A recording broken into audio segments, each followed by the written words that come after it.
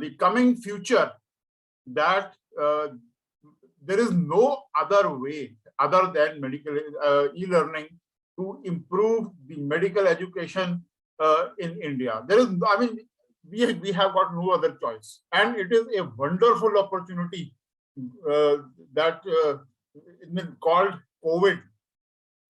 COVID has. I'm working with this activity in e-learning for almost now since 2012. MEU India started in 2007. The video conferencing based teaching started in 2012, but in the earlier it was all technophobia, and people used to sort of take it as a game, and quite often we have also faced a lot of opposition that you are wasting time. But now, thanks to COVID, it is a great opportunity that now everyone is has been primed, and they know what we are talking about. And the trends in medical education are just like women's fashion. They come and go. However, e-learning in its various shades is one thing which is going to take India towards a much better educational system. The main objectives of this session is to highlight the implications of digital orientation of medical education and apply the trends, the current trends in medical education, and also to highlight a roadmap for the coming decade. India is going to have the world's best medical education system in next 5 years. How many of you agree? You can type in the chat box. So in the earlier, I have taken this quiz many times, and now earlier the response was 2 or 3%. Now up to 50%, sometimes 70% is coming. The audience is becoming very enlightened.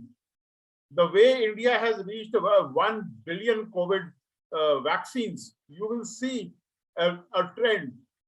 And with a small cybernetic force multiplier, this is going to happen.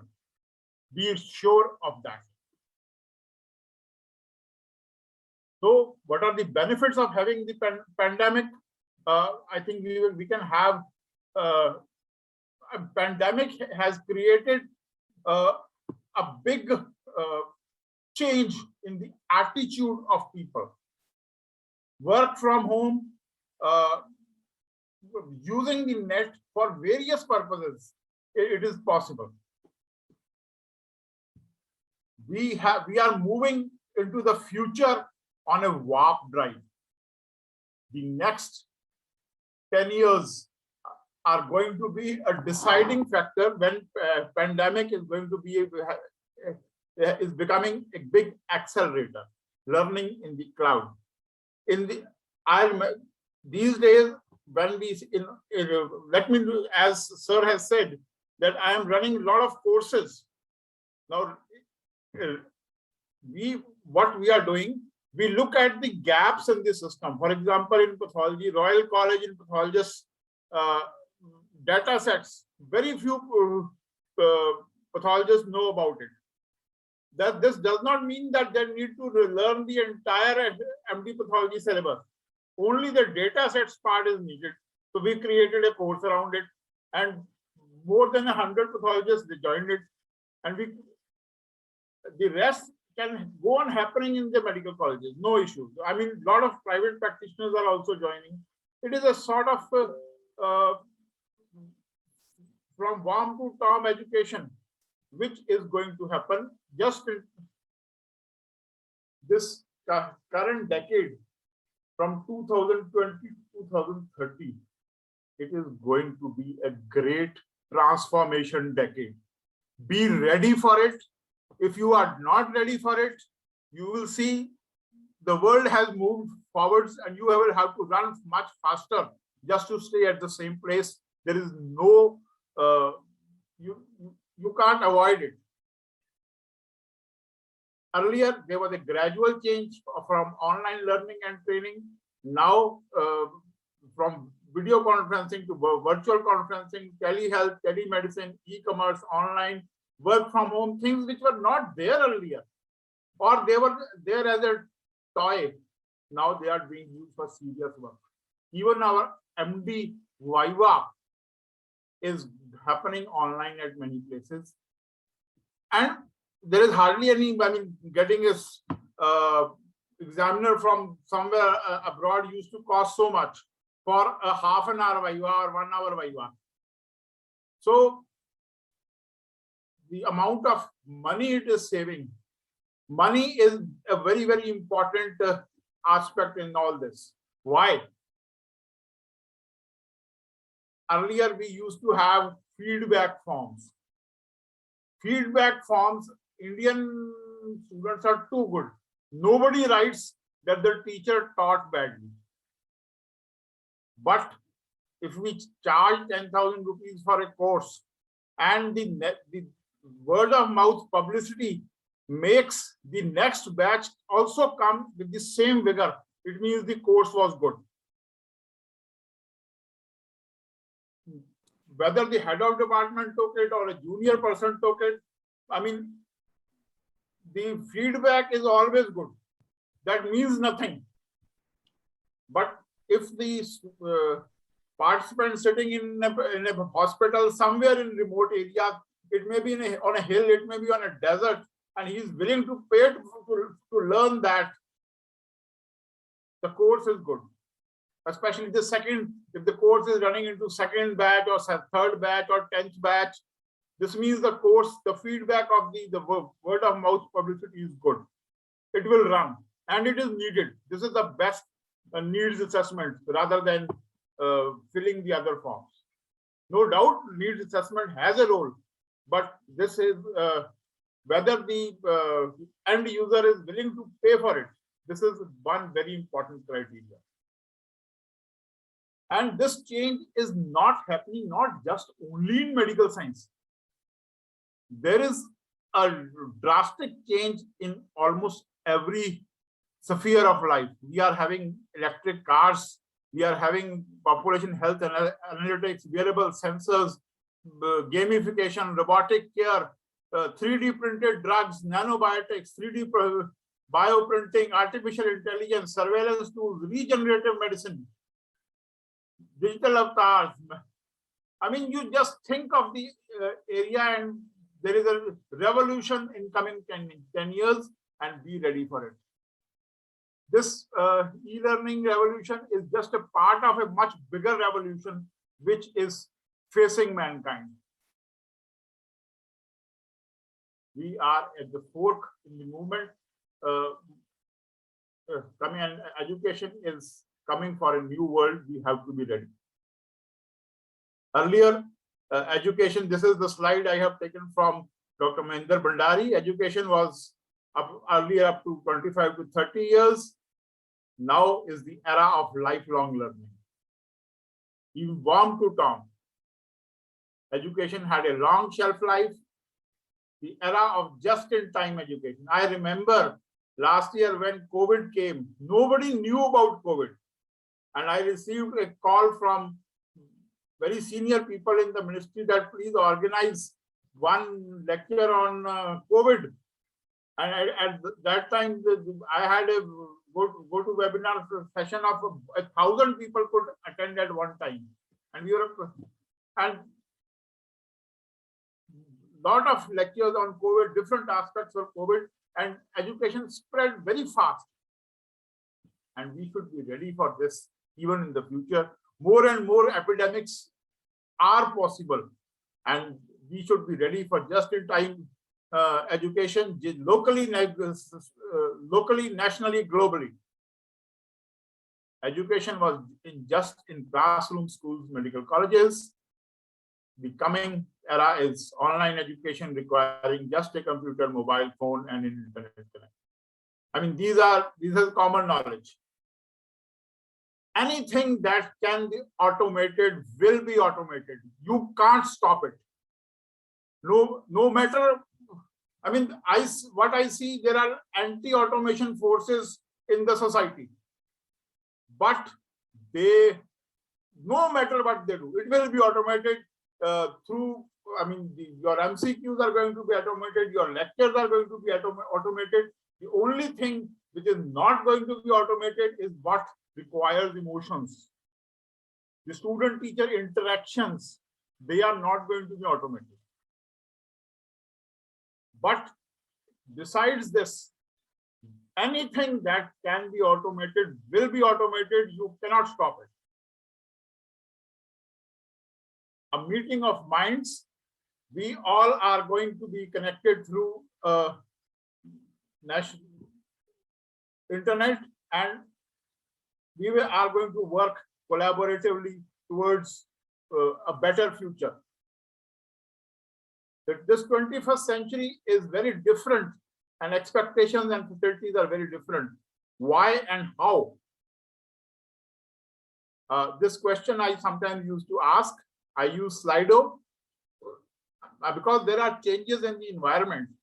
Our Prime Minister, when he wants to talk to his people, he uses a simple thing like Twitter. Why can't doctors use it? Why can't students use Twitter? They are all using, I mean, Telegram groups, 200,000 members are possible with 1 GB hard drive, 1 GB file size, with all interactivity. Our epidemiological and demographic patterns are changing. There is a two states like scenario. A Keralite marries a Punjabi and lives either in Punjab or Kerala or somewhere else in India. The same kind of diversity is happening everywhere. The students' expectations and abilities are also becoming very different. Students already know something from the net. They already have some kind of access to knowledge. We have to change the entire paradigm of teaching. Let them know what is going to be taught in the class next day. Give them a video in class, only question, only interaction. No need of long lectures, and the didactic lectures are going to be dead. Let them die. So our MEU India, it started in 2007, and gradually it spread all over India to about 20,000 members as a Google group, which comes to about 25% of all the teaching faculty in the country, mainly from bottom of the pyramid medical colleges, which did not have a running medical education program, or it was too rudimentary, especially in the second decade of this millennium. We are also moving towards other social media platforms like Facebook, Instagram, Telegram, or even now Clubhouse, and also evolving towards dental nursing and physiotherapy. In coming a month or so, the announcement is going to come. The websites are ready. DU India and the Skills India, two websites are already being created, but they will be. It takes a lot of time to create a website. A team is working, so that will be announced by early December or late December. A cybernetic approach. What everyone is doing, let them do it. They are doing very good. See what is not happening in the system and use that gap in the system. You let knowledge be free and let it spread through various Google groups, WhatsApp, Telegram, interactive assessment apps, and also just as you are pumping some kind of mobile oil in a car, you pump that knowledge which is not there. You will see the entire system start moving faster. It may not be just medical knowledge. It may be financial knowledge. It may be knowledge about some kind of meditation. It can be knowledge about some kind of various metallurgy. which can be infused into the medical science through e-learning. So in the coming future, there is something which cannot be done through automation. The emotions, the creativity, imagination, ethics, empathy, consciousness, values, compassion, intuition, these things machines can't do. This is where man will make a difference. And where machines, if man makes a difference, because all machines are basically glorified servants. So whatever the human brain does, these machines will do. And so basically, the areas where emotions, creativity, imagination, they will be used, we can command the machines.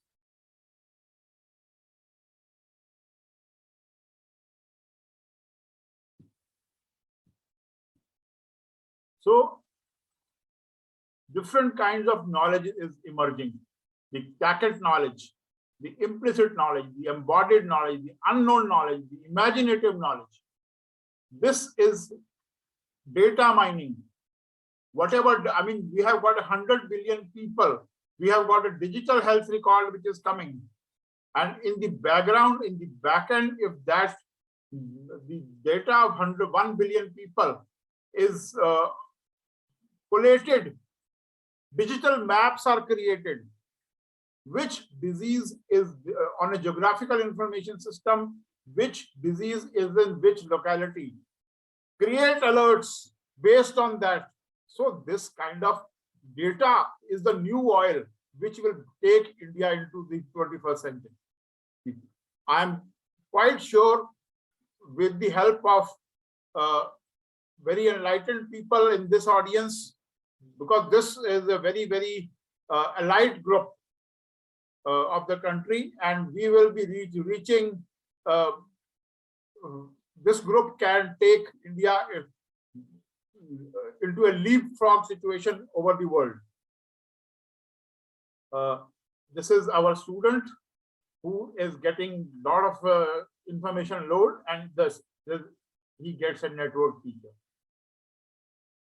The new mantra is collaborative intelligence. We all collaborate through e-learning, and the architecture of the classroom is also becoming individualistic. The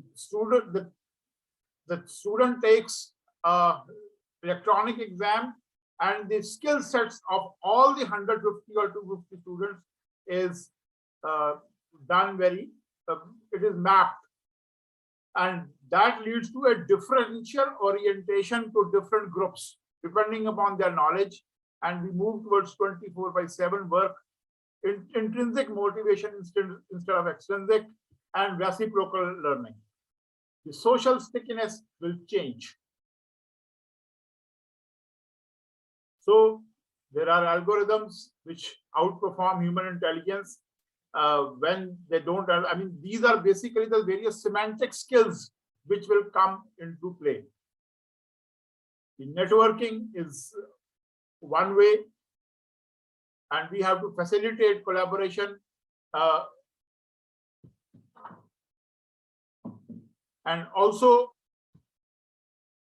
early experience with longitudinal integration bring more and more people from different branches together through e-learning, and move from beyond hospitals towards society. Involve the society in e-learning. What are their needs? Bring up with the just-in-time teaching modules. And also patient-oriented integration.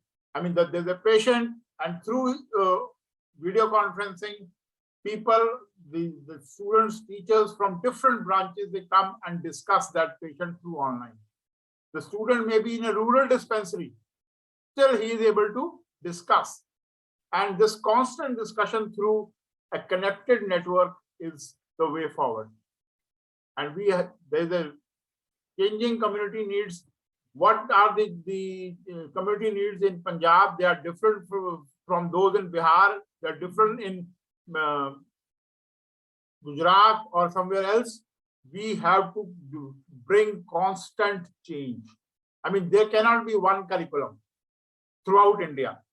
Based on changing community needs, based on data, we have to change continuously. And thus respect diversity. Let students drive learning with advanced technology. With 5G coming and satellite-based internet, the wire-based internet is going to go away. Already Airtel, Elon Musk, I mean, they are coming up with satellites, and 5G internet will come from the sky, which means whether you are in village or anywhere, good networks are going to become a total, I mean, they will be guaranteed. So we should be ready for that. Active learning with individualization. This is the way forward.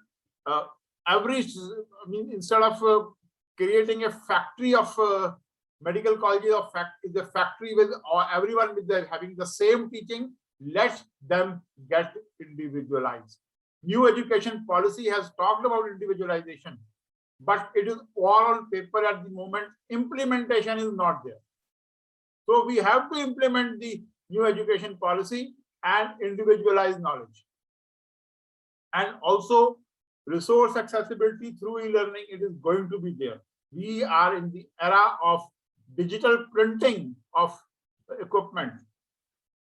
All kinds of books are going to be available everywhere, and much more beyond that. Use it. Social interactions with society through e-learning, and also changing the various curriculums. There are three things needed for e-learning: the hardware, software, and peopleware. We have got the world's best hardware, world's best software. We don't have the peopleware. Train individuals more and more into how to use that hardware and software, and we are done. Our main focus should be towards developing peopleware. This is one website which I want you to see, where there are a lot of softwares for e-learning are there. There's an open journal system, and classroom.google.com is one place where we get free learning management system which anybody can use. Sites.google.com is a place where any teacher or student can create his own website free. EasyChair helps for organizing a conference. This is the QR code. You can just point your mobile phone on this, and you will get a directory of e-learning tools. The road ahead is hybrid learning. Knowledge component of teaching can go online. The cognitive component, we can't, it will be difficult to take it online. Though, just like airline industry has created flight simulators, we can create patient simulators, standardized patients, but even 100% of it can't go online, but some of it can. The formative assessment can go online, which can be performed with a greater frequency, and the differentiation of degrees with a greater variety of possibilities is there. I mean, instead of just an MD pathology, I mean, we can have an MD in genitourinary pathology, and so forth. And we already have experimental medicine. We already have emergency medicine. This differentiation can happen through e-learning. Examination vivas, PhD vivas, all can go online. So the only constant thing in life is change. We must accept change. Very, very important. This is the biggest problem. We must accept change. We must anticipate change, and we must precipitate change. Thank you.